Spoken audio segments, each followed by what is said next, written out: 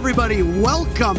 It's time for a pretty exciting matchup between different regions. Yep. Nick, we've got Team Empire versus Damwon Kia, and sparks are going to fly here. These are two top-rated teams coming out of both EU and APAC, and I got to say, I'm pretty excited. Hopefully it's better than our first match. I was going to say, Parker, I think it can only get better in terms of round standings because a 7-0 is the worst way to go out.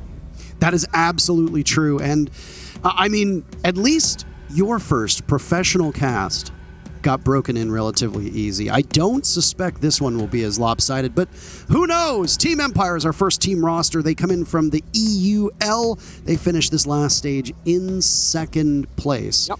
Their worst map is Oregon. Their best map is on their home turf of Cafe Dostoevsky. Yeah, we got the good old nicknames. We know them: Shepard, Joystick, Cypher, Dan, and Always. No, like all familiar faces for us. They all have their legacies and their medals, so to speak, their achievements. They are one of the 3 teams that have won an existing Rainbow Six Major. They won the 6 Major in Raleigh, North Carolina, defeating you, actually, yeah, me, after you had won the Paris Major. And then, of course, Team Empire. So it's actually funny when you look at the majors. G2 won the Paris Major. Then they lost to Empire in Raleigh. Then Empire lost to Team 1 in Mexico. So I guess that means that Team 1 is going to make it to the grand finals. And then another team is going to beat them to take the crown. Every single team that's won has then made the follow-up major. That's funny. I actually hadn't even thought of it. I didn't know that till you said it, so I guess the script is really set in stone for these ones, Parker. And you know what? I wouldn't be against it. I'm all here for it, but at the same time, a grand finals with 2 teams that have yet to win is almost even more exciting. Even though, of course, defending champions getting to defend their actual title is always a good watch. And it's always nice to see friendly faces up there. Again, Team Empire is a very well-known quantity, and they've only continued to improve as time has gone on. If you don't follow APAC North, then this team might be a bit of a surprise to you. Damwon Kia. They come into this after a relatively stellar performance in Mexico. They made it out of the group stages, into the quarters. They lost to Team Liquid and finished in that fabled 4th to 8th spot. But when you look at this roster, is there anybody who really jumps out at you, Nick? Well, there's a couple of things to talk about, of course. Overall, in their own region, we talk a lot about Yaz. Outstanding performance throughout. One of the most consistent APAC North players we have ever seen. But in Mexico, we talk a lot about Rin. That was the outstanding player, getting crazy amount of kills and crazy good aggression with success. But Woogieman, even he is to be mentioned. He clutches, he does things, and he does so with a really great flair. I know Jess spoke about him being one of her favorite players to watch, so we have multiple players to keep our eyes on. The whole team is very exciting, and Rin in particular picked up quite a large following on social media because of ultimately the results that happened in Mexico. Now, the thing is that with this team is that they are still quite inexperienced on a global stage. Yeah. You know, they came in and these players had their very first taste of international competition in Mexico. Now, mind you, there hasn't been a lot of international competition over the last 2 years. It's not. So there hasn't been a lot of opportunities, but they did surprise us. And APAC as a region has surprised us. Invictus in the match just that happened before this, even though they're playing with their coach of Gig, they put in a pretty spirited effort against Ninjas in Pajamas. Yeah. Will the same happen with Damwon Kia? Were DWG to give Empire a run for their money, assuming that Empire is the favorite heading into this match, what are things that'll need to stand out and we'll look for Damwon Kia? I mean, first of all, I hope Damwon Kia manages to give Empire a run for the money because we gotta see some more close games, first of all. And second of all, I think the question comes down to what playstyle is Damwon Kia going to pull out this time around. Before Mexico Major, they were at a crossroads. Do we play the passive style or the aggressive style? Well, we clearly saw that the aggression was the favor, and it worked really well for them. And truth be told, I think one of the reasons why, if you look back at Mexico in the Empire Team 1 situation, is that aggression is sometimes a really good tool against teams like Empire. They play structured. They used to have this saying about them that they do the same thing over and over again. I do think they've strayed away from that, of course. They're much more opportunistic, but I still think that the aggression is going to be favored from Damwon Kia. And you could see in their match against Team 1 in Mexico, and also against a couple of the very aggressive teams in EUL, that Empire does indeed buckle a little bit when they start to get overrun. And a team like Damwon Kia is certainly talented enough to do that. The big knock against DWG is just simply over-aggression.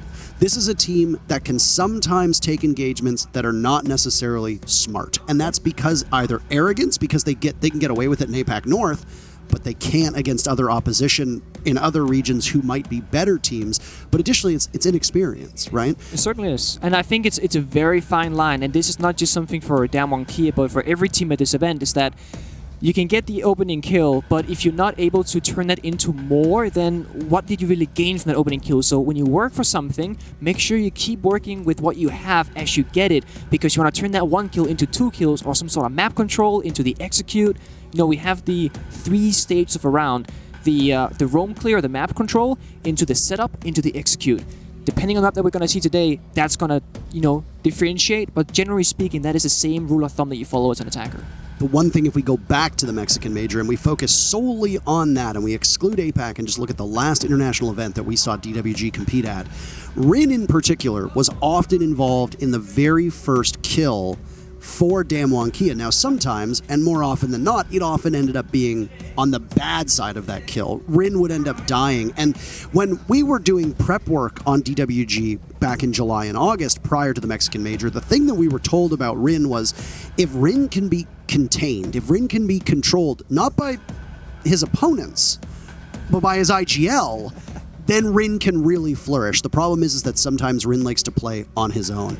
And that is ultimately when things go awry. And you can see it, right? An inexperienced roamer who hasn't had a ton of international experience going up against a really formidable team that has a good roam clear and has a good entry, and it might not work out well for you. And then your team ends up at almost a perpetual 4v5. Certainly, I fully agree. And I think what Empire should do is probably focus on shutting down star players if you see individual performances. Damwon Kia on the side, if they can support those players and help them thrive, get the drones, get the refrags, so that if you have a player like Rin go really aggressive, at least someone is there to follow up in case he falls, because you don't want to lose those people completely for free. Now, I found it funny as we now are just seconds away from getting the map vetoes up on your screen. Cool. The best map for Empire was Cafe. The worst was Oregon. Yes. The worst map for Damwon Kia was Cafe. So I wouldn't be too surprised, there you go, to see it get banned out immediately and all the bans kind of falling into place. But the interesting one, Empire's statistical worst map is Oregon, and that's where we're going to go. Yeah, something to note that Empire did lose against Heroic in Stage 2 of the EOL, and Damwon Kia also did lose. Actually, they got slaughtered, to put it blunt, by Guts Gaming in their own region as well. So both teams have a history of not the most amount of success, but at the same time, I think Oregon is a neutral ground for most teams here, and it's a map that I think everyone's comfortable with. It plays out fairly similarly, and I wouldn't even say that the operator bans necessarily are too nitpicky. It's a general, the Maverick, the Thatcher, the Valkyrie. Maybe we'll see some Flores bans around that blue area for basement, for example. People love to go outside of dirt, take away the elbow shield, clear the ADSs, and then work your way into pillars and big towers. So many ways to go about it. We actually haven't seen that much Flores being played today, nor banned. Most of the games today have had Flores be an absent operator, which is a bit of a surprise. I mean, that also kind of correlates to Finka's surge, if I may use that pun, as a pick here. Now, ignoring operator bans for just a second, we'll get back to that in a moment. But if we look solely at the map ban phase, we've been seeing a lot of bank today, despite the fact that its pick rate in most regional leagues has been quite low. This is something that I find fascinating when we come to LAN. Teams tend to pick these safe maps. Why, to you, does Oregon stand out when you said it's a bit of a safe map, but statistically it's Empire's worst? Yeah. Why would Empire feel the compulsion to go there against Damwon? I personally use the term that Oregon is a coin flip map. I always say that it's a 50-50 map in the sense that anyone can beat anyone on this map because it plays out very similarly, and because the areas of expertise where you can really do a lot of damage, they don't vary a whole lot. It comes down to a lot of gunfights, and if I had to put one word onto each map, and in this case Oregon, I would say man advantage is what you want to play for. It's always about, there's very few places for attackers to entry from, so the more defenders alive with the most amount of guns facing that angle makes it harder for attackers, and vice versa. If there are less defenders alive, the attackers have a much easier time getting into those areas. So you play for man advantage. I mean, man advantage is statistically huge for teams, you know? The conversion rate for a team that is able to get an uncontested first kill, and when I say uncontested, I mean they get the first kill, and then it's not immediately traded back. Because let's say, for example, you know, Team Fluffy Kittens, they get the first kill, but then Team Goofy Goobers gets the follow-up immediately and trades it off. Great. Technically, Fluffy Kitten's got the first kill. Yeah. But you're back at a 4v4 instantly. So if you can convert on that first kill, the conversion rate for an actual first blood is almost 80%. It is extraordinarily high. Now in the match, just simply referencing the match that you and I casted earlier today, FaZe versus OXG, the scoreline, spoilers for those of you that are going to go back and rewatch this, FaZe won 7-0. Yeah. But OXG got 4 of those 7 opening kills. FaZe trailed in opening duels, but they still won the round. Yeah. Yeah, and that's a lot about also because, I mean, Bang is a very open map. We saw a couple of times, and again, I apologize, it's a previous game, so there's no visuals for this, but, you know, Oxygen would get the opening kill, but right after, they'd be running away and getting caught off in the rotation, so Oregon's a little bit different. It's a bit more boxed in. There's a lot less angles that are super far, super long, and much less rotation being made overall, so I do imagine that when the fight does happen, it's going to be a bit of a bloodbath, but outside of that, I think it's going to be pretty standard. Yeah. So a map like Oregon, now that we've talked about how the map system works, and we're just moments away from getting into the game, we appreciate your patience here as we go on and allow Nick to very quickly enjoy the fruits of a good, long intro to a map. Yeah, I mean, I've been a player before, and, you know, the admins are like, get in the lobby. I'm like, nah, I'm warming up, doing my thing. I gotta go to the bathroom and wash my hands, and, you know, maybe sing a song, and here we are, waiting for that final player to join. I won't name any names because there's no shame on this broadcast, but we are indeed waiting for a singular player to get ready in the lobby. An amazing thing happened, by the way, right before, right on the last topic we were talking about. Shepard smiled. I don't know if you saw that. Yep. It's in my notes. It's like they're smiling sometimes now. Rare moment. Yeah, there is happiness there. So, I mean, but anyway, we are just about ready to start the game, but until then, you said operator bans on a map like Oregon, not necessarily the most impactful. When you look at a map like Clubhouse, when you look at a map like Cafe, when you look at a map like Consulate in the old map pool, why does a map like Oregon stand out as being so static and strict, irrespective of what operators get banned? So, if we talk about the top floor bump side of Kids defense, for example, or bunk beds, there's this thing where, let's say you play the Bandit or the Mute or the Kite for the generator wall into Master Bedroom Closet. Well, one nade or one vertical below in school will just completely annihilate that, so it doesn't really matter what's banned or what's open, whether it's the Maverick or the Thatcher. Same thing goes for Attic. There's always verticality, there's always explosives, and to be honest, it's just such a... You're fighting to get inside the map, but once you're inside the map, there isn't a whole lot stopping you outside of, like, let's say, shields. And that's where the Flores comes in. The explosives, the Finca, the Iana, having those double nades with the Gon 6 triple explosives, that's kind of where you want to play as an attacker to make sure that in your arsenal, you have enough resources to really get rid of all that defender utility that you want to clear. So on a meta that still is largely defined by fragging, it seems like utility meta still somewhat carries over here. It still lingers in the shadows, but I would say much more now than before, it is a choice. It is not like this is the best, this is the only thing we should play. You can play whatever you want, the utility, the heavy roam, the plant deny. You can play the, you know, the Maestro, the Echo for information game. Well, with all that said, options on the table. 82% of you think that Empire is going to take this contest. That is as lopsided as it comes. Man, oh man, you think that Damwon Kia was an NA team with those numbers. Oh, Lord. But let's get underway here with Oregon Team Empire versus Damwon Kia, Russians versus Koreans. And Nick, I'm going to ask you, I'm going to put you on the spot. You're the expert. Damwon Kia is banning first. What are the operator bans? All 4 of them. Let's see. Wait, I'm just going to go with it. I'm going to go with a Flores, I'm going to go with a Valkyrie, I'm going to go with a Thatcher, and I'm going to go to Mira. Okay. Let's see if any of that is half right. We send you home if you are incorrect and immediately wrong. I'm just like North American now, Parker. I'm going home in a near airport. That is I. The buck comes out.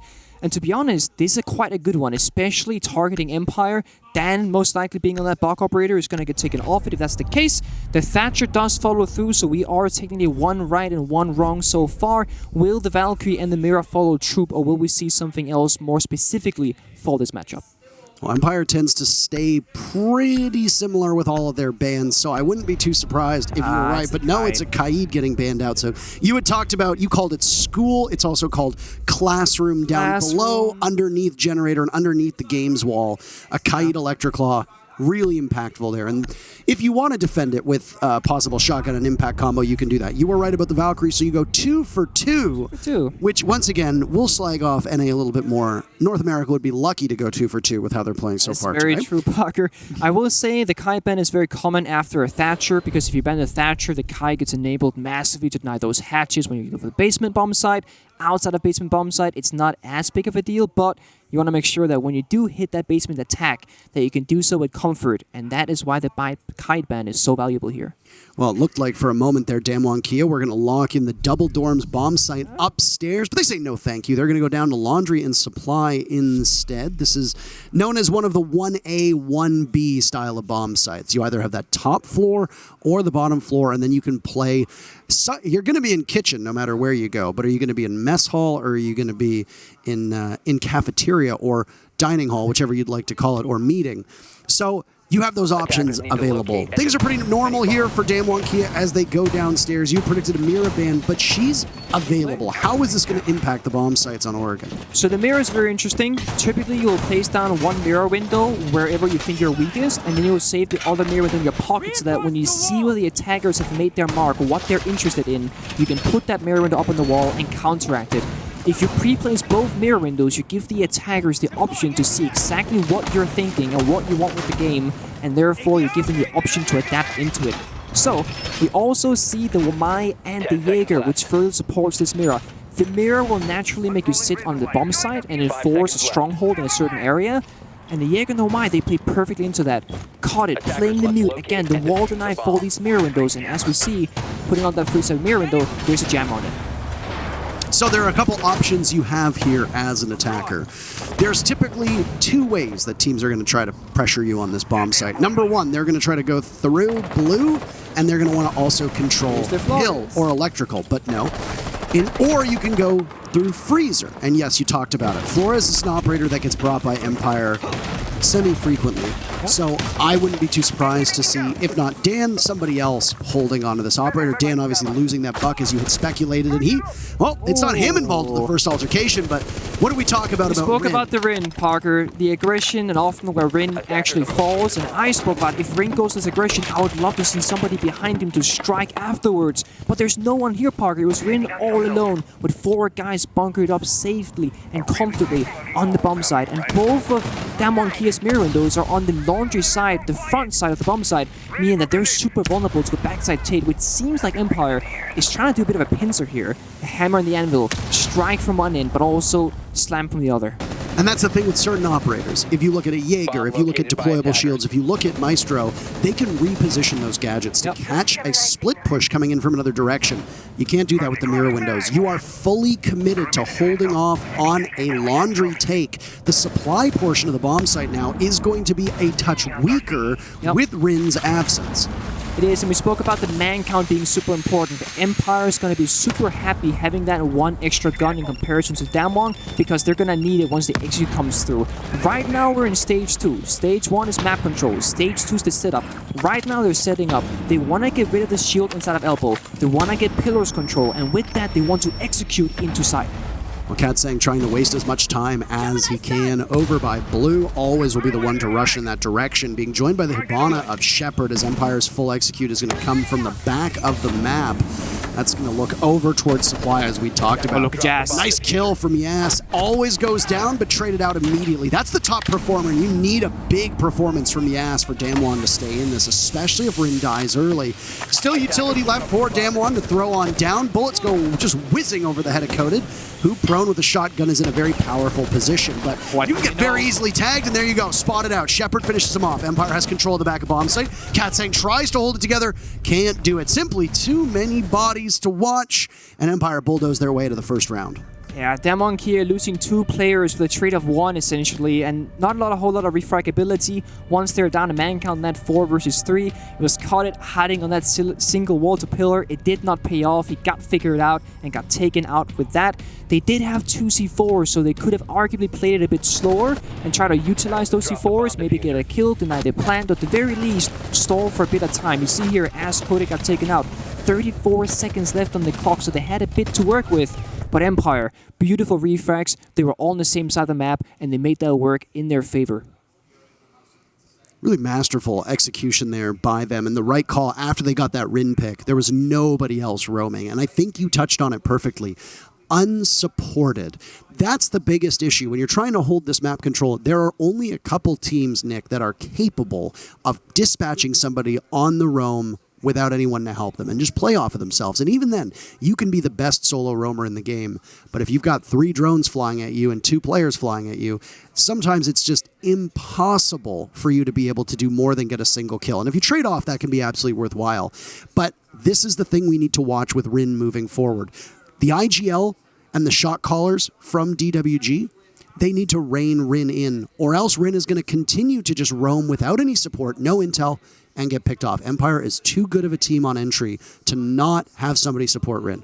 They certainly are. Not only that, but Oregon is a map where like the entry points for attackers are very far out. You know, the small tower, the big tower, the lobby door. So if you're going to be walking around solo bolo, you need some sort of assistance, like get one guy up on the big tower stairs, get one guy up on the freezer stairs to at least deny the entry points, the drones, and also the information game. Because if Rin is running around blind, there is no way he's going to be set up for success. And as you said, maybe the IGL should swing him back and say, hey Rin, it's time to sit on side. But I also think Rin could say, guys, I really believe in this, but I need help, I need support. If I can get you and you to assist me on this journey, I think we can actually make it work. So whoever ends up taking the charge, at least someone has to do it so that they can be aligned on the same plan. Or if you want to keep Rin on the roam as well, just send somebody out with him. That's all you really need to do. You can't see it on your screen as right now we are just taking a brief technical pause. That's not tactical. There's a difference. Tactical. Tactical means that it was deliberately called. Technical means that there are something has gone awry with tech issues, or there is something wrong with tech issues. Yep. In this particular instance, you can't see it on your screen, but it's a double dorms defense coming in. If I can alliterate for just a second here with Damwon Kia going up top, and they've got a potential for roam. They had an Aruni showing. They 6th picked off to a mute. So maybe the assumption here is, there's going to be some laser gates being shown. But no, the mute is capable of roaming in this setup. Rin is going to stay on Jaeger, but you've also got a Malusi and an Alibi on the field too. So there is somebody there to support Rin if needed, at least from operator composition. There certainly is, and all we got to do now is actually see it in motion. I do like the mute. It's something that is very dynamic, just like the Jaeger, where you can put down your gadget, and once you've done that, you can go on the roam. You can do whatever you want, because even if you die, you've already put down all that raw value that you bring as an operator, whereas that, say you're playing the smoke, for example, that's like the active value. The longer the round goes on for, the more value you get, and the earlier you die, the worse it is for your team. But the mute and the Jaeger are the perfect roaming duo, and you could even put in, as you said, the Alibi, the Melusi. They have full potential to extract all bottoms of the map. I wouldn't be too surprised to see Yas or a shotgun potentially play up close inside of Attic. We've seen this before with certain teams, as they'll set 2 ADSs down if Wamai is on the board, which for the record, Wamai is not banned here, so you could absolutely double up if you think that explosives or throwables are coming in from Empire. So if you're Damwon Kia, set a couple ADSs down in Attic. Set up a deployable shield by Attic as well. Make them have to fight and scrape to gain Attic control, because most teams are going to want to do that. We have seen teams be able to pull off a joint games and big window take, or at least try to control white stairs as well. Empire, very, very familiar with that white stairs part of the map. Oh, yeah. But Attic is usually where the control wants to be, and if you've got a Jaeger, that's a great place to put your ADS. It's a good place for the shield to go to just kind of bunker down and hold off. And Frost was also an operator that could play back when Frost was still seeing play because of the site changed. Now it's Alibi stepping in. Frost was a great operator in that particular spot too. She was absolutely phenomenal. Even the gadget, it can bring some memes sometimes. You know, pro players walking into traps. We always love to see it. I will have a counter argument, however, with the floors being open and also utilized. I do think that there needs to be a question of whether as to, if this doesn't work out, if Damwon Kia plays passive, maybe it's time to actually go on the full offense, because this Flores drone is going to rip apart their defense. It doesn't care about ADSs, it doesn't care about Y discs, it doesn't care about shields. So let's see this round doesn't go in favor of Damwon Kia. What if they make a rotate into big tower? What if they extend the defense like we've seen someone like SSG do in the past? I would like to see that. Yeah, I totally agree with that. I mean, Flores is such a pivotal operator that... Yes, it's tricky. Yeah, and he's very strong on this map. And you said that yourself. You know, that's why you speculated, well, why not a Flores ban? Yeah. Because Flores is so strong here now. Damwon took out the Buck, which I think is not an illogical ban. Not at all. But you leave Flores open, and I mean, Dan's locked it in. Yeah. Played it on that first round, was able to dislodge the smoke of Coded playing over by Elbow, over by Blue, push them back in, take out some of that utility, and then Damwon had also left one of the walls soft. That was very easy to be shot open because you'd already lost some of your defense over by Freezer, and Rin had died early, and ultimately, that Flores just continues to gain value the more the round goes on. Very similar to the way that you said about an operator like Smoke. Similar to an operator like Echo that need to be alive to actively use their gadgets, which become more powerful the closer you get to that 0-0-0. No, certainly. And I mean, that's also like Yas in the mute again. It's like it helps with the Flores drones to a minor portion. It makes it a bit easier. He did put one down in Elbow in the previous round on the basement defense, but you can't rely on a single mute jammer to carry you through the round when it comes to the Flores drones, because if they want this Flores drone to do damage, it will do some damage. So let's see what they end up doing, but again, there's two ways. There's a passive approach, there's the aggressive approach, and so far, Damwon Kia a bit indecisive in the line about which one they would rather play towards. Now, if you're just tuning in, we want to remind everybody here that yes, drops are indeed active. Woo! A lot of you ask about drops. Yeah, they're here. You ask about them incessantly, but also that there are 2 streams going. If you want to listen to Nick and I, you are more than welcome to, pull out some nice comfy blankets. It's cold. It's very cold now in most parts of the world. So if you're in the Northern Hemisphere and you're experiencing winter, get a nice cup of coffee or get a nice cup of hot chocolate, whatever you want, sit down. Tea's good as well. Just snuggle in, listen to us while these tech issues here are being resolved. But if you don't want to do that, maybe you don't like us, maybe you don't like our bomber jackets, that's okay. There is another stream going right now in which Space Station and Furia are doing battle. That's on the main streams, twitch.tv/Rainbow6. And you can tune in if you'd like. Spoiler alert, so cover your ears if you don't want to know what the score is. It's tied 4-4. Oh, I mean, they are playing Cafe, I believe, Parker, which is a pretty good map for a pretty good matchup. I did see, I believe, the first round or the second round, and let's just say that game was pretty fantastic. There was some 2v2s or 2v4 clutching and whatnot, and I just heard it scream, so I don't know if something crazy happened just there as well. Well, that's the thing.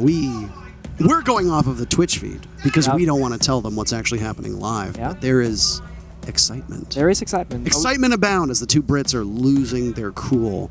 Did somebody show them a picture of beans on toast, Nick? I mean, that could very much be a thing, because whenever that comes out on social media, it is a war, Parker. One side says it's great. It is. I mean, we say that as the non-Brits, so is it really fair? Are we biased? I don't know, but for my sake, I think it's average at best, but they might have their, favorite snack being beans and toast.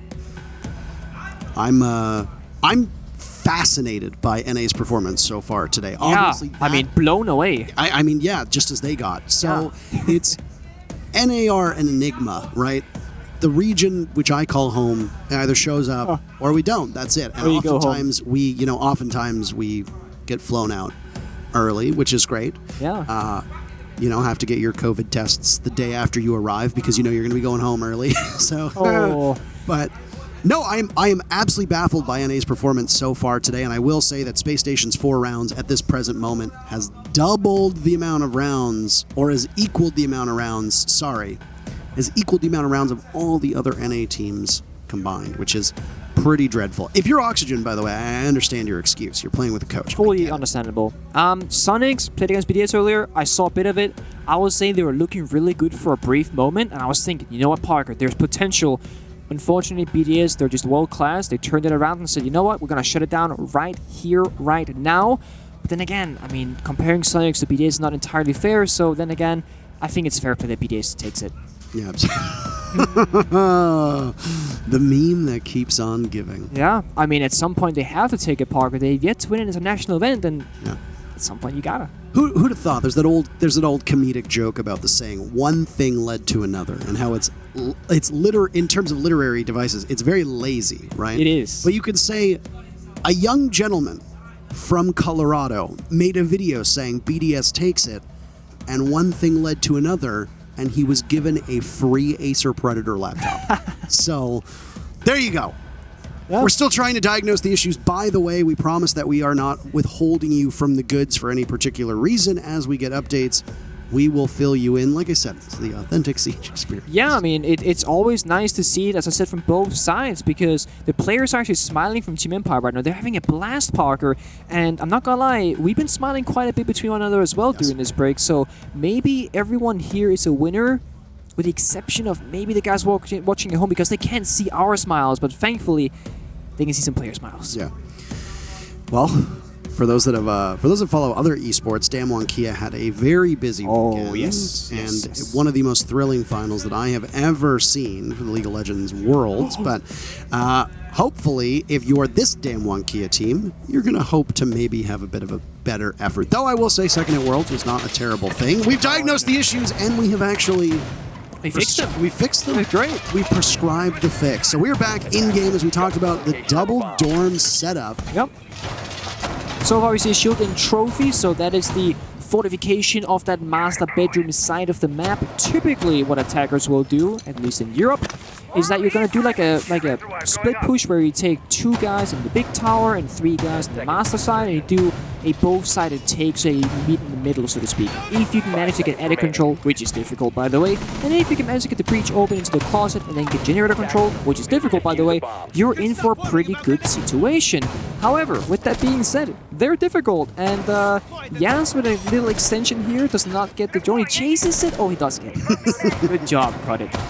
On the hunt there, and both Dan and Joystick were in a position where if that drone had taken a little bit longer, they could have preyed upon Yas, but... This is good, Bahar. This is the extension, the aggression, the early shutdown of the entry, and Joystick could have just jumped in if it was clear, but look, the second drone has to come out because they're not sure about the whereabouts of Yas, and he's still sticking around with that MP5K as well, meaning he's out for blood. But we've talked about Damwon Kia not supporting their roamers. Yep. Right now. Alone. And Yas is all alone yet again. Now, I will say this. Yas is one of the highest rated players in the entire world of professional Rainbow Six. Correct. 185. I would like to repeat that. Plus 185. It is a confoundingly high number. And he's going to need to pull off some miracles now as he's under fire from multiple Empire members. Loses just over half of his HP, but very safely makes it back down to the bottom. This is an escape route that he's going to go through with Woogie Man. Now has to get back to the top floor bomb site. I mean, he basically got a whole escort there. 2 guys from Damwon Kia joined with him, and they made sure he came back to site in one piece. And speaking of one piece, Cypher is almost in half a piece. He gets shot or chipped it down away a little bit at. And they're going to make their way into the master area with armory control, and we'll see if Rin can get that same support from his teammates. Playing off of the soft wall inside a bedroom. Rin not positioned too far off the bomb site. Go back. So 5 versus 5, minutes 20 to go. Now Empire has to start working on these breaches. They just got attic opened up, and they'll be rotating around to see if they can do the same to the master bedroom closet. And once both those breaches have been opened, it's about the setup. You need to eliminate the crucial positions. Look at Katzen and Cuddet. They're looking for something here. Flores drone comes out, takes out the shield as well, and that's going to do some good damage. Perhaps get the ADSs next as well, and then you're in for a great party. Nuke Jammer will, of course, put a stop to this breach, but... Oh, nothing yet, but something's coming, Parker. They gotta get rid of this Mood Jammer. That Rotero drone will go off and likely take the Alibi clone that was positioned there, but it pushes Rin off of Rin's spot back into the B-bomb site. Final 40 seconds now of action, and the impact grenade from Katsang misses, but the guns don't, and there's an opening pick. Traded off swiftly by Empire, all for naught. Down he goes, but they're gonna trade back and forth. Yes, still allowed to just exist in this position. Joystick down below, completely unaware of Woogie Man. You need to check your blind spots, young man. Empire now trailing a 2v4 with very limited time remaining. Damwon Kia putting in a spirited effort here, but Rin doesn't understand that Dan is taking control of Attic. Longside Shepard, they'll burst in with 5 seconds left. Diffuser far away. There's no way they're going to be able to get this one down, and the clock will hit 0. Gunfire exchanged by teams, and 5 players still ultimately alive, but the clock ends it and gives Damwon Kia the round.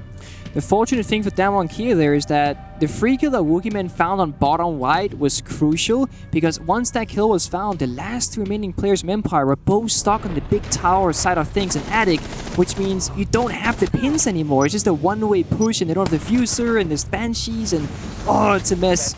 I will say, Dan had a nice entry, took care of Rin inside of Dorm's bedroom, but it was not enough. 1-1 and looking a lot better. And I want to emphasize the early roam from Yaz. Just, it seems so small, but going into the big tower stairs, denying the drone, stopping Empire from going super fast, ultimately, they ended up reaching the wall and generator with like 30 seconds left. And that is due to the fact that Jazz managed to waste so much time earlier on. So it really plays a big effect in the bigger picture. So, Damwon Kia, even though they lost Laundry Supply Room, they're not particularly interested in going back down there. They're going to head to the middle floor. We talked about the viability of this middle floor bomb site. And I say bomb site because in a lot of ways it does kind of act as one gigantic bomb site. Whether the bomb chassis is in mess hall or in meeting hall, it doesn't really matter. Usually, the same level of map control needs to be applied. Teams are going to look to go and get that diffuser planted in the fringes. Meeting is where the diffuser will get planted more often than not. We do see it switch up sometimes in kitchen. But this is where that buck ban could come in particularly good for Damwon Kia, because when you want to take control of this bomb site, one of the first steps through the middle, what you're talking about before you get in the execute, is taking control of dorms from above. And yes, a sledge can do that work, and that's exactly where Scyther is. But Buck is also a formidable operator. They are an uncomfortable one for Empire. It certainly is, and outside of Scyther on this sledge, they don't really have any vertical play at all, so let's say in a world where Damwon Kia manages to find that kill, all of a sudden Empire has to change this strat. They've lost their verticality, so Scyther on a very important operator, and we should try and keep our eyes on how he does. No Flores on the board, by the way, and this was something that you talked about as well in the previous round. Instead, it's a Finka, the Russian operator whose pick rate has steadily climbed and has already seen a ton more play at this event than I think almost any other event that we've had, except for maybe the Lion Ying meta when Finka was brought out now. Certainly. Yeah, the Finka also, something that we've seen is that Finka kind of originated in APAC as a region. And then slowly but surely with the Gone 6 changes, and of course now that she can heal players, before it was an overheal that would go off over time, now you keep the health that you gain. All of a sudden Finka is seen very much like her and the Iana. You get 2 grenades, 1 Gone 6, meaning you have 3 explosive each. So between those 2 operators, you have 6 explosives, which is crucial for these rounds. Well, you talked about the Yana in play. There she is. This Empire lineup has tons of throwables at their disposal. Look at that. 6 grenades, Yep. Nick. 3 flashbangs and 2 smokes. There's an area breach, can opener, or claymore to be found. Empire clearing from below now as we're just past the halfway point here of round number 3. Teams both even with 1 round apiece. Empire's stack up is towards stage. They want to take control over there, and burning the ADS is a good step. They have some time until they'll come back. But now with the debris cleared away, always will have clearer access to the bomb site. Yeah, and you're saying on the Parker that meeting is typically where you see teams try and plant the diffuser, and that seems to be the same case here. Now, it did take a couple of nades, in fact 2 nades exactly, to get rid of that mute jammer, but Empire, they still have 4 more, and the players inside of meeting, they're stuck in these corners due to those long angles, but yes, finds the head of Shepard. But with the 4 nades still remaining, that is what they need to utilize to get rid of those crucial positions that they can work their way into side. As I say that, Dan finds Katzan. And Yas takes some damage in the process, by the way. The Wamai almost reduced to half HP. 30 seconds to go, but it doesn't matter how much HP you have. As long as you've got 1, you can still hold a gun. And that's Yas's second kill, on to Always. Boogeyman looking deep. They've got full coverage of this meeting, and down goes Scyther 2. Dan in a 1v4. Damwon Kia looking so strong and coated. Adds insult to injury as he picks up the final 2 kills. And Damwon Kia grabbed the lead. Damwon Kia are fighting back. When they got that breach open and find those kills on the Team Empire, they said, we're going to take the fight to you. They pushed up the green hallway. They swung the breach. They even got a shotgun kill, Parker. And they made a beautiful decision in choosing to punish Empire by not making them comfortable for a single second once that breach was open. Empire was a little bit linear on that attack They were. as well. Their whole focus of the attack was confined to the hallway leading to the back of kitchen and then the back of attic. There was no real split push potential for them. They weren't taking any control up inside a main lobby. They didn't focus mess hall. They didn't focus security. So it was relatively easy for Damwon Kia to just hold the positions they were in and force Empire to of funneled themselves in based on their strategy. And I do wonder what Empire's overarching idea was. Did they just simply want to take gunfights once things were opened up? Because we didn't really see any smokes go off. We only got to see one grenade really do any significant damage, so there was lots of utility that wasn't expended from Empire. It's very true. I think it's a mixture of things. So things one, the ADS positions that round from Damwon Kia were perfectly pushed that Empire chose to go for. They lost half their projectiles, 2 ADSs and 1 my discs, and yes, they did get 1 grenade kill, but outside of that, it happened very quickly. Once the opening kill came through onto Shepard, the entire round was over in like 15 seconds. So I don't think Empire expected the aggression necessarily. They were still setting up, they were still clearing out the areas that they didn't like Damwon Kia to have. And because it went so fast, Damwon Kia got the better of it. Empire's reverted back to the lineup we saw last time around, and we might see a mirror matchup as it's a downstairs defense for Damwon Kia. Rin will be unsupported on the roam yet again right now. He has to rotate. So he does not have support and presence of a player, but at least he has some help from a rotate to help him move around the map. And of course, I would love to see if Damwon Kia could extend up someone from a different staircase, but no. Right now, everyone is sitting all the way back on site. I hate to see it, Parker. Rin could just be a sitting duck at this point, but a lot of roamers will deliberately try to waste time, and oh my, okay, well... That was interesting. He jumped out the big tower window, made his way back into the big tower, and nothing really came out of it. Dan survived, Rin survived, and now he's back on site. Well, down goes one of the Rotero drones. First bit of debris will go a little bit farther, and there's a proximity sensor, proximity alarm from the defenders there that could have been taken out as well, but I don't know if it had been droned just yet. First hatch gets opened up.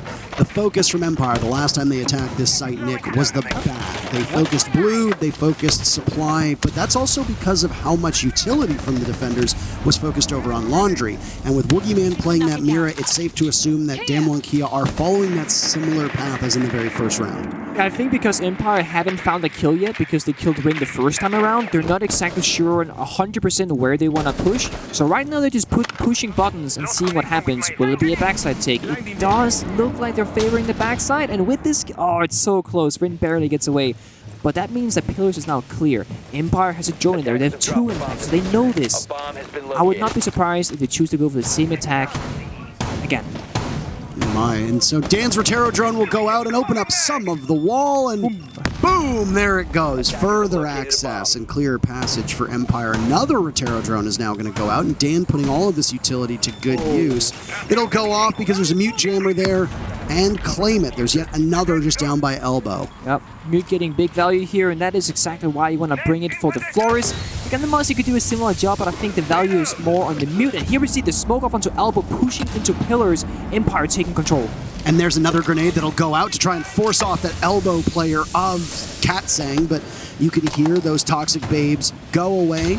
Nowhere near enough. Nitro Cell comes out. First kill goes in favor of Damwon, but it's traded right back. These teams like to keep it close. The first blood's not as impactful, but there's Woogieman to catch Shepard looking. Joystick taking his lumps, but Dan picks up his second kill. Still jiggling around this pillar. This is a very powerful position to be in. Waiting for somebody to dare engage him, but nobody wants it just yet. Joystick decides to take the fight instead, but the case surrendered. So somebody from Empire will have to retrieve it with 10 seconds left. Inside of the freezer, Yas takes a head off, and a second could be there for him as well, and he'll get it.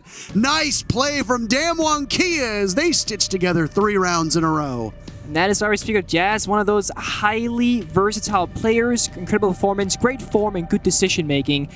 It was a 1-for-1 trade madness up until the very end, where Jazz found the better of Empire.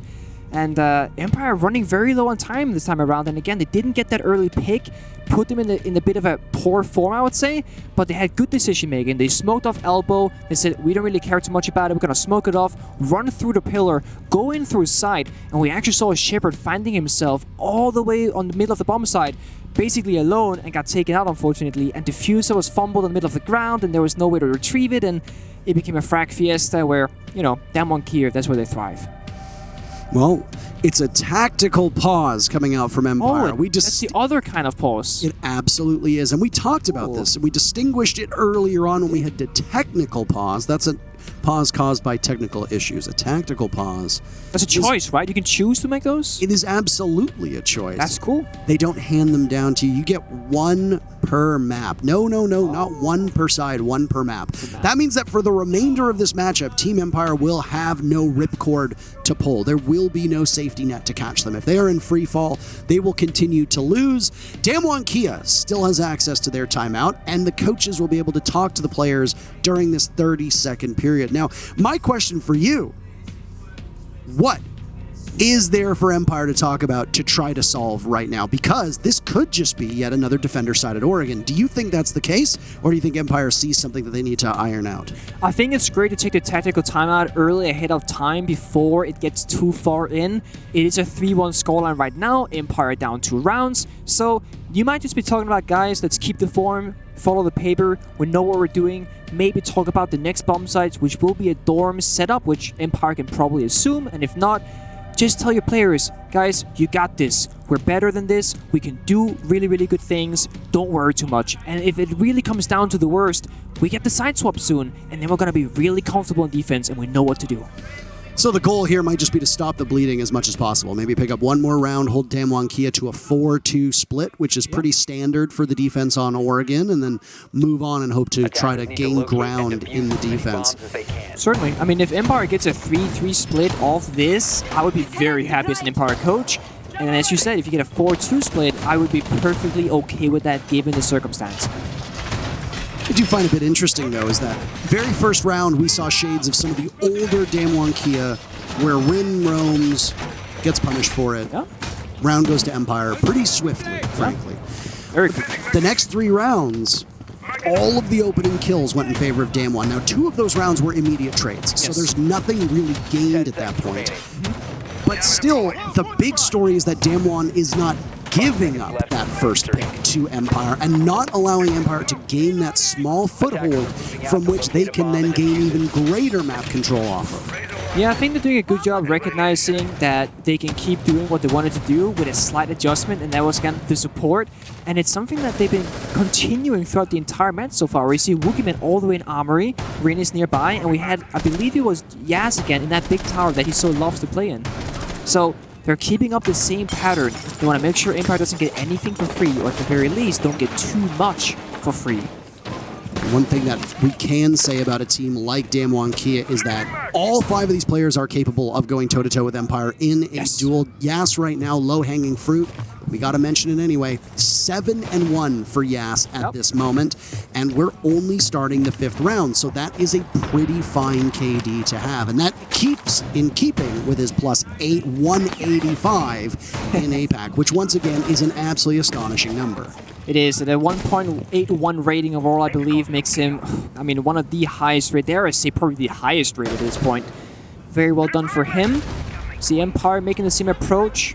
This time on an Armory side, focusing down and Joystick trying to make something work, but Wookieeman has a plan of his own. Looking for the flank, the drone does not seem to have found him. Wookieeman doesn't want to go for it. He plays it safely, goes back into meeting. Maybe he's going to meet up with Jazz and make it a 2-man combo.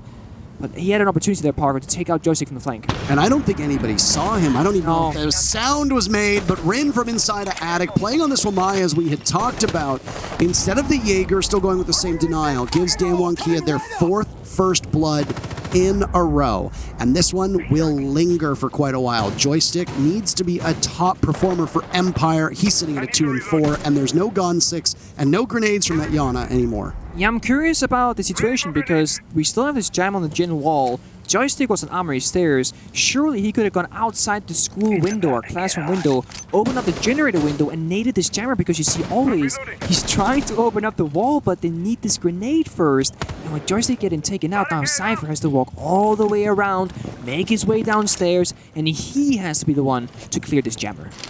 So much work, Parker. And there it goes, and they get it perfectly. Katsang looking to impact trick it, and he nails it.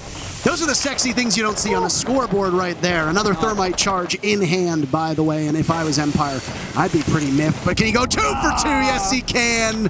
That's every support player's dream, isn't it, Nick? Yeah, I mean, you can keep track of the kills, the injuries, but those things do not go on the scoreboard. As you said, Parker, but the injury from Cypher does indeed. Carter shuts him down. We're now in a 3 versus 2 side executing. And Empire trailing right now, always with diffuser in hand, 10 seconds left. He'll be immobile in order to get this one down, and, well, immobile indeed, because you can't move when you're dead.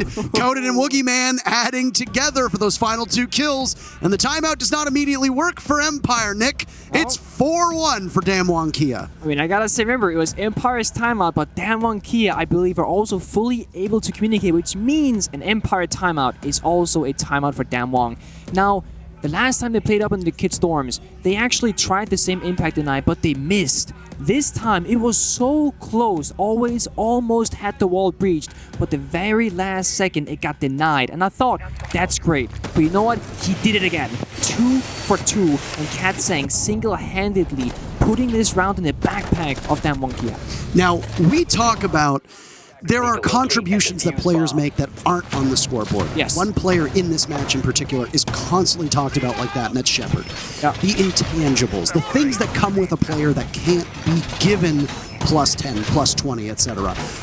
When you see what Katsang just did, or sorry, when you see what just happened ultimately with those grenades onto the wall in gym, those 2 impact grenades arguably are the most valuable secondary gadgets that exist in that round. You have now saved your team from having to contend another avenue. You have prevented your opponents from the easiest way in to get a diffuser planted.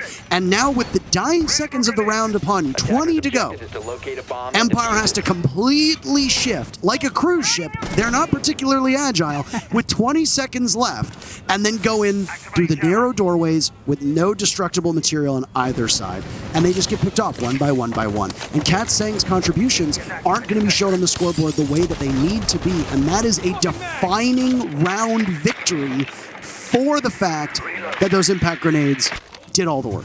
100% Parker, and it's why we need to praise it when it happens, because Katsang could have done so many things. Used the impacts earlier, not played in that position. Maybe got a little bit too aggressive and died early on, but no, he played his role in the round, and the value that he and Damwon Kia gained from that is invaluable. Basically, winning the round off that single play. So, yeah, impact to funnel through one door. We all know how that goes. It's not pretty. Well, I mean, we harp on impact kills. Maybe somebody's 2 and 8. Yeah. But those 2 kills win you a round apiece. Yeah. Those are hugely impactful kills. We also don't talk about the impact that is made outside of that. So It's very true. It's nice to see it on display. No, it is. I mean, you can have a player with 10 kills who's gotten a lot of exit kills throughout the rounds. A guy with 2 kills who's won 2 individual 1 versus 1 clutches, essentially. So you can't just look at the number and be like, it's a high number, it's a low number. The context of those numbers, they really matter.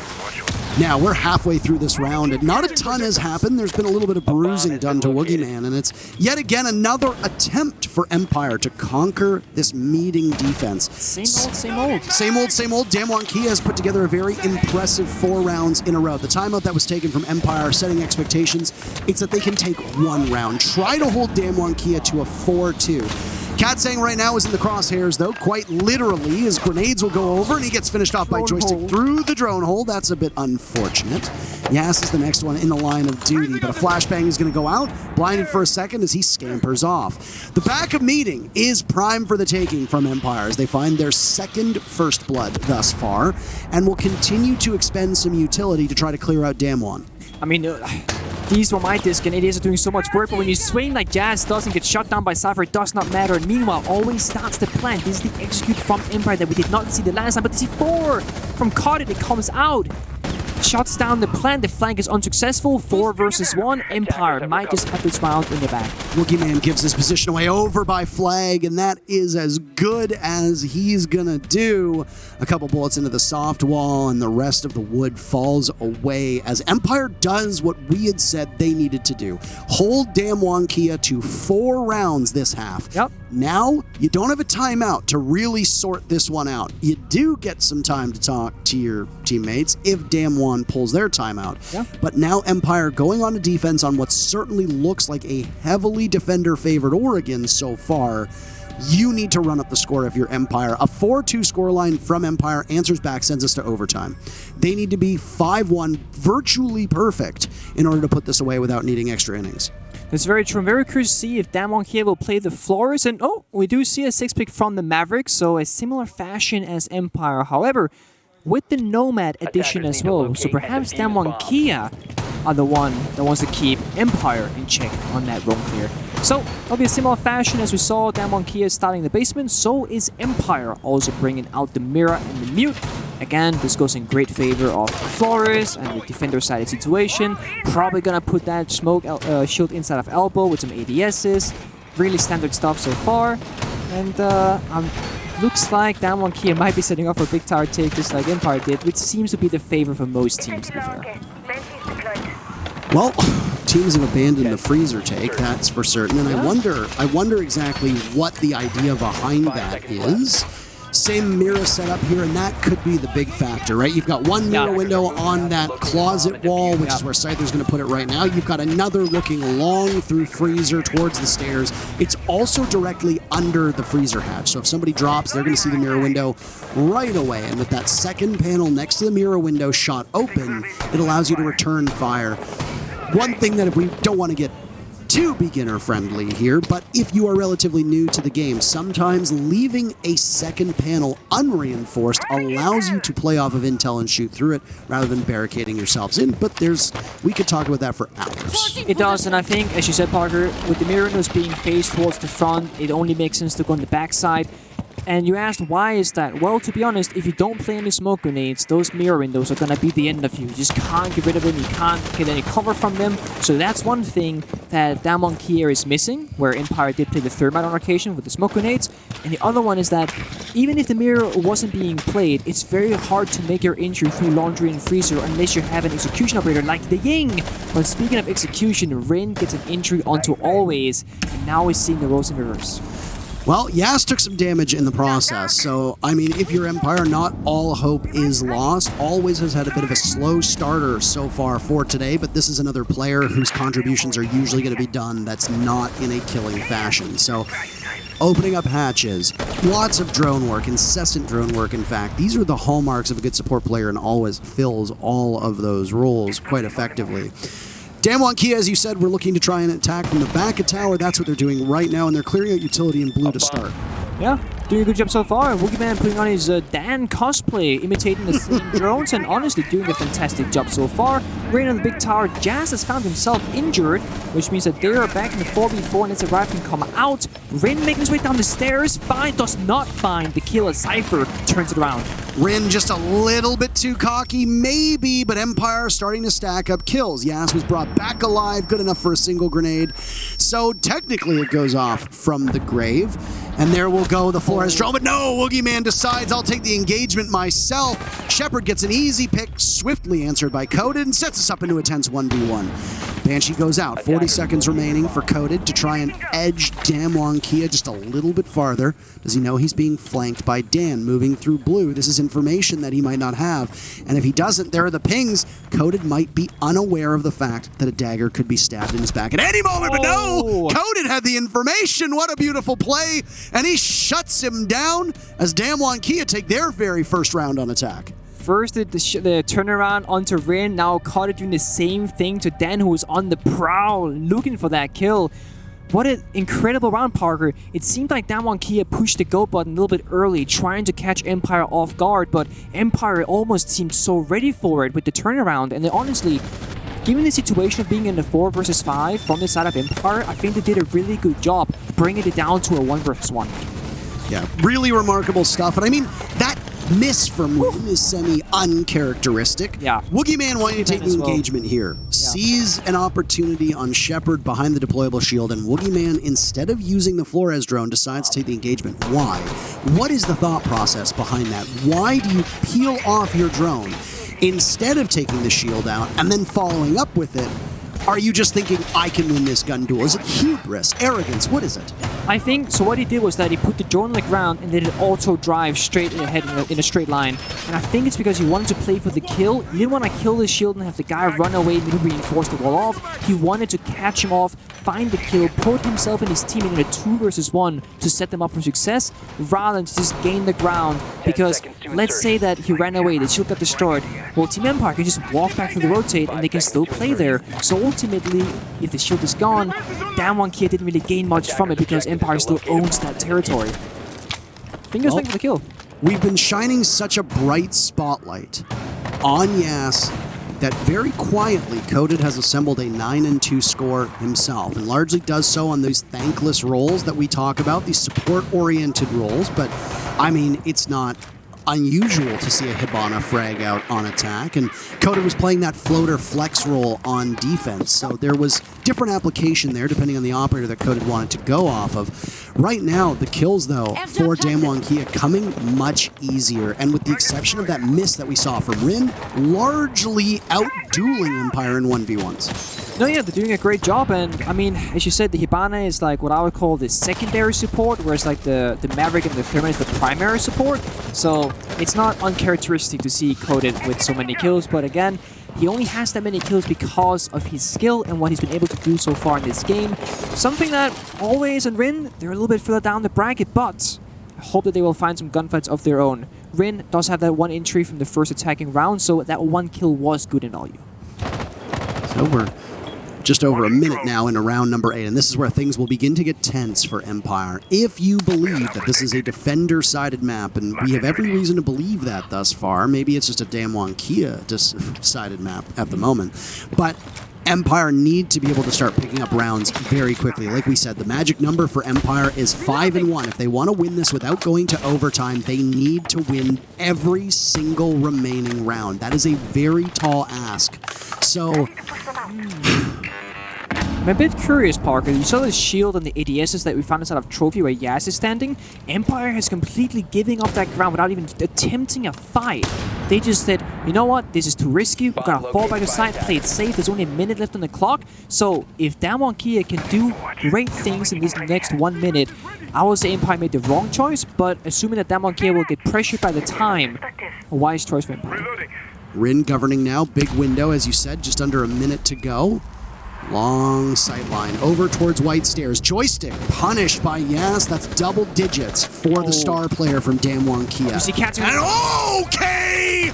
2 kills upside down from Katsang. He catches him looking, but Scyther does his own double, followed up on by Yas. 11 kills for Damwon Kia. That's offside, Parker. Always down below, Nitro Cell in hand. Can he get Rin? No, miles off, but his retreat will be heralded. Coded gets the diffuser down in time, and the clock will now start ticking. Damwon Kia in firm control here. Nick and Yas picks up 3. It's match point for the Korean squad. Match point, Park, and as we saw Ring on that big window, we actually saw Katsang on the outline running across the roof, and I was like, he might go on that kid's rappel, and he does, and he finds 2 kills, and even though Cypher finds 2 back as well to even back the score somewhat in the 3 versus 2, Damwon with a perfect execute, always last man standing off the bomb site down below. C4 doesn't find anything, and Empire are in shambles right now.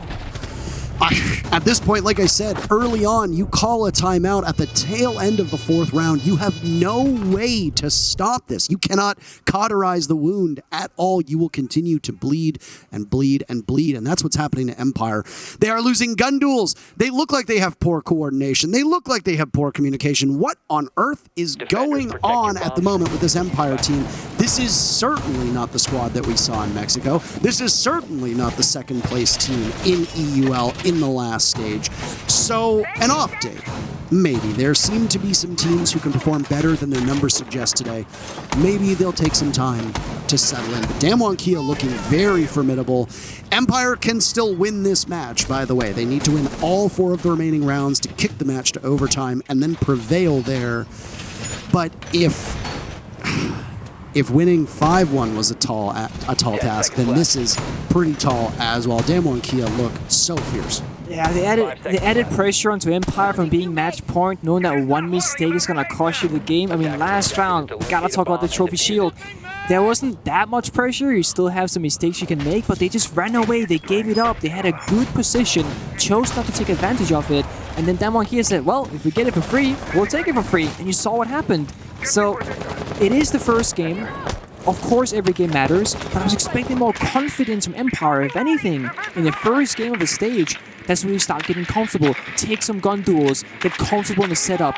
You know, take some gunfights, see what comes out of it. But Empire does not seem to play with the utmost confidence that I expected.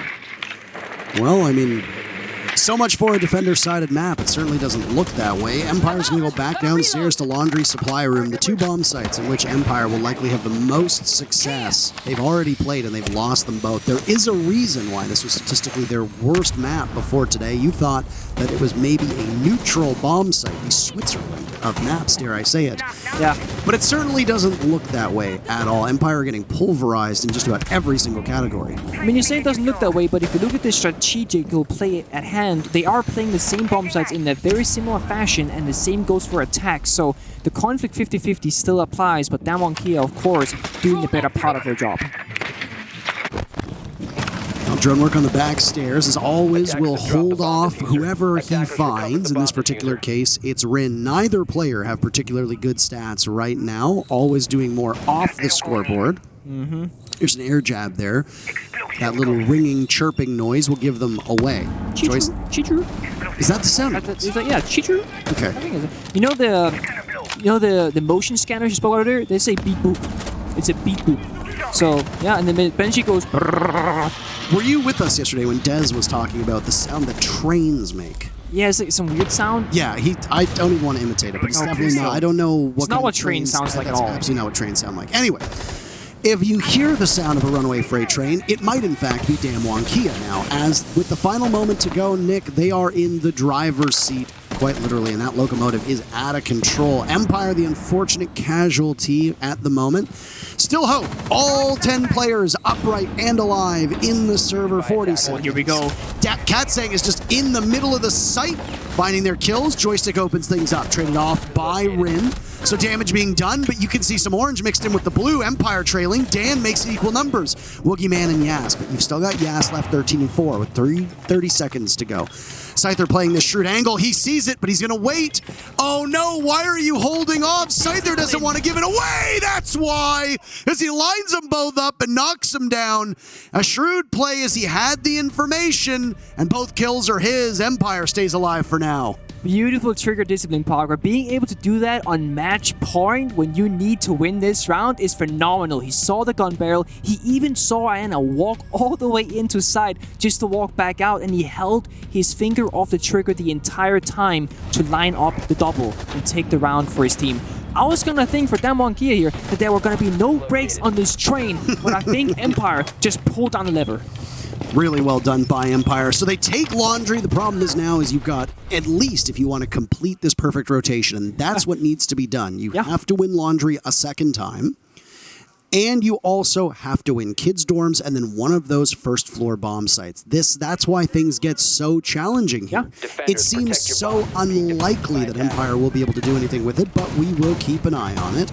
In this case, Empire's next defense will be a bomb site they've already lost. They are now 50-50 on Laundry Supply Room. They must be 50-50 on dorms at the tail end of this round if they want to continue to play in this map. If not, Damwon Kia takes it 7-3. Upstairs to dorms we go. Nothing really abnormal from Empire's side of things, but a small change for Damwon Kia could be huge and a big consequence for Empire. That's very true, Parker. Woogieman has 6 pick onto the Ying, and do note here that they only have a single hard breach and cut it, which means this might be a more linear take from a single angle, but with the execution operator of Ying bringing out the smokes, bringing out the candelas, creating all this chaos, and there's no warden on the side of Team Empire, because why would there be a warden? So this could get very explosive, and this is the great thing about being in the lead. When you're up 6-3, you have room to work with, you have risks you can take, and you can play a little bit around with different operators, and that is what Damwon Kia are going for. Speaking of playing with, almost like cat and mouse here with Rin looking for entries, finding his way into this shower hole super quickly, but gets snapped off by Dan. Nice shot for him, tight angle indeed. And then is again, Rin very much off alone. He did have a drone supporting him, but there's no refrag, so that means 5 versus 4. Well, I mean, when you play like Rin, if you fly too close to the sun, after a while, you're going to get burned. And that's just the way it works. Rin is a player who definitely likes to cosplay as Icarus. And in this case, unfortunately, well, you end up in free fall. So Damwon Kia forfeits and surrenders that very first pick. Empire have been pretty decent, actually. They've got 4 of the 10 first bloods, though once again, a couple of those have been immediate trades. Last round, for example, they got a pick and it was swiftly answered back. So nothing necessarily to glean from that. Note how, so one thing that Empire did not do that well is that Joystick on the Iana did not use his grenades to the mid-jammer generator.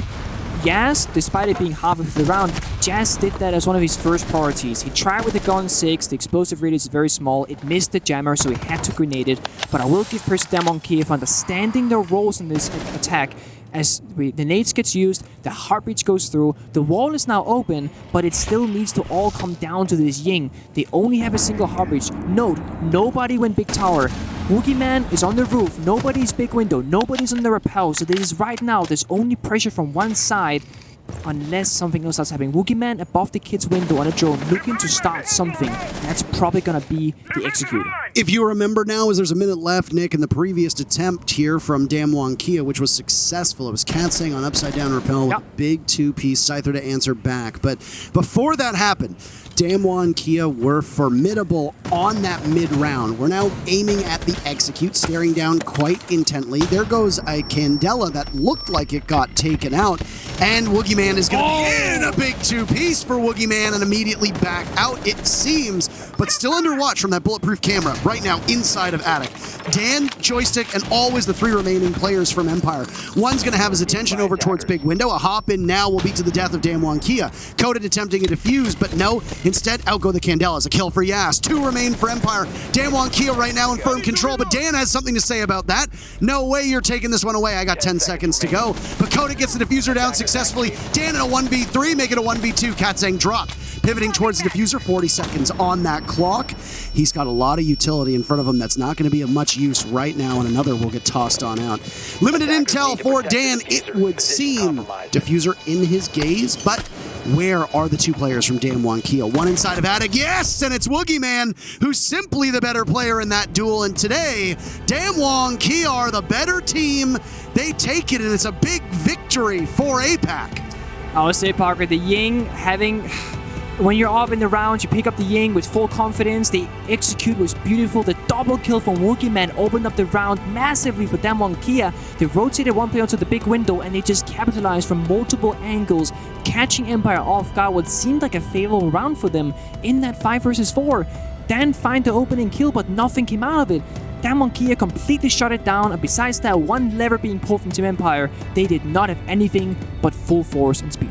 That one round ultimately ended up being a small victory, but you can win the battle, but ultimately still lose the war. And that's what happened. Empire will need to regroup tomorrow, or later today rather, and be the better team. Damwon Kia, what a performance from them. And you've made a lot of fans in Mexico, and it seems like that's going to be the case here in Sweden as well.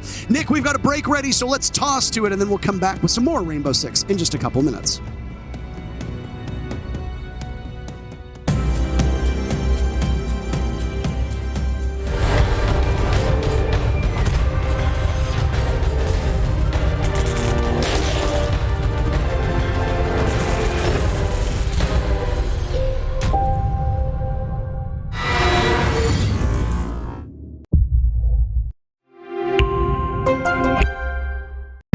What does it take to create the future of a gaming community? Join us on this 4th episode of I Call Next as we discover how to level up gameplay and reset the expectations of an entire league. PayPal. Press play.